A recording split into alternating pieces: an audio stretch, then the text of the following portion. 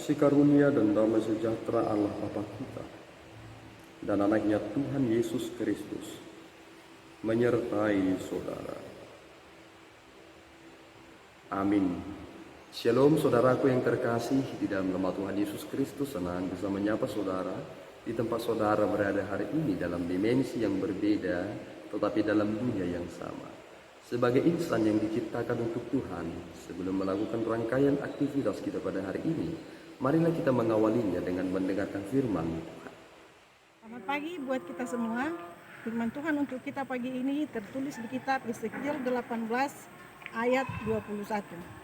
Tetapi jikalau orang fasik bertobat dari segala dosa yang dilakukannya dan berpegang pada segala ketetapanku serta melakukan keadilan dan kebenaran, ia pasti hidup, ia tidak akan mati. Demikian firman Tuhan. Terima kasih. Saudaraku yang terkasih di dalam nama Tuhan Yesus Kristus, dulu ketika orang-orang Israel berada di dalam masa-masa pembuangan, ada suatu kata-kata sindiran yang mereka sampaikan. Ayah yang memakan buah mentah dan gigi anak-anaknya yang menjadi hidup. Ini seperti ucapan sindiran yang disampaikan mereka perihal tentang penerimaan mereka akan perbudakan atau ketika mereka harus terbuang kepada orang-orang yang menjajah, bangsa yang menjajah mereka. Bukan kami yang dilakukan oleh ayah-ayah dan nenek moyang kami. Mengapa kami harus menerima itu?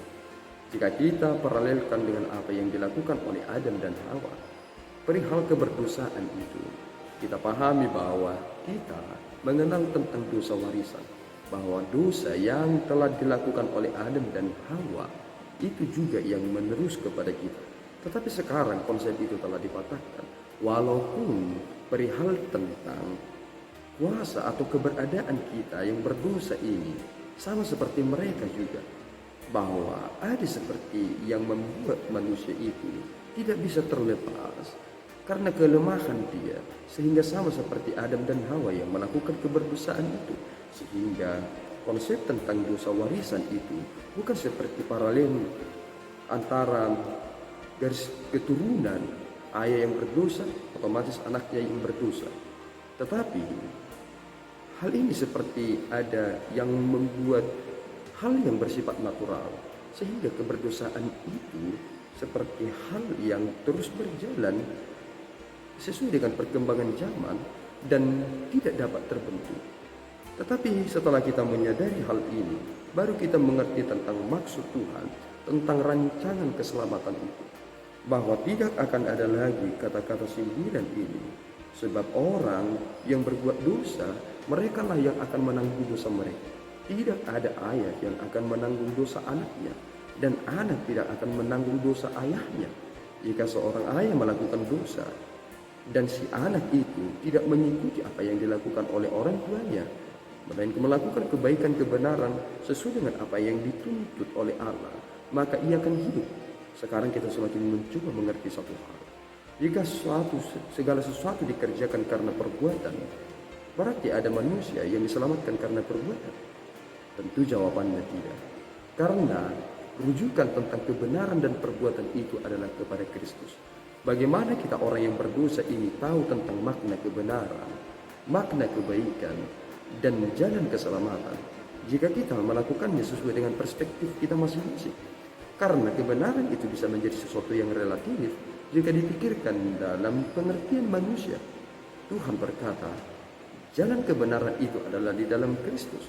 Sehingga kita tidak melihat sesuatu hal lagi secara subjektif, tetapi kita melihat sebagaimana Kristus mengangkat hal-hal itu menjadi lebih detail dan objektif. Oleh karena itu saudaraku yang terkasih, kita memiliki janji yang sangat luar biasa, bahwa kesempatan itu telah diberikan kepada kita, bahwa walaupun ada orang yang dulunya telah berbuat dosa, tetapi jika orang fasik itu bertobat dari segala dosa yang dilakukannya dan berpegang pada ketetapannya serta melakukan keadilan dan kebenaran, ia pasti hidup. Ia tidak akan mati. Kita sekarang adalah orang-orang yang telah menerima kehidupan yang baru. Kita memegang ketetapan Allah, yakni beriman kepada Kristus. Maka tidak ada yang boleh mengganggu buat itu.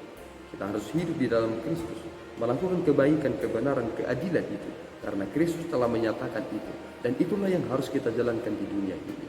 Maka, mengertilah, waktu kita terlalu singkat di dunia ini, sehingga jika kita mengabaikan seruan pertobatan ini, kapankah kita akan melakukan hal yang lebih baik lagi dalam dunia ini?